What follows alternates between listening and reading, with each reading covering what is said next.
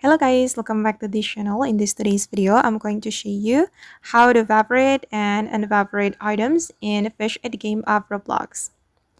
Okay, let's get into it guys. Here I have already joined the game and I'm going to show you how we can evaporate item first. If you want to evaporate your item, you can go to the item menu and you can activate the evaporate toggle. Okay, now the evaporate toggle is on, then you can select the item that you want to evaporate.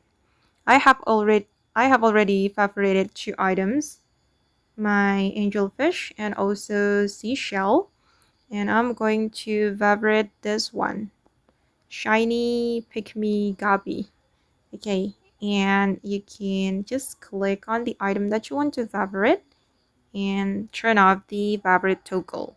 If you want to unevaporate, you can go back to the item and you're going to activate the evaporate toggle, and select the item that you want to unevaporate. Just like this. Okay. And okay guys, that's how we can evaporate and unevaporate items in a Fish at the game of Roblox.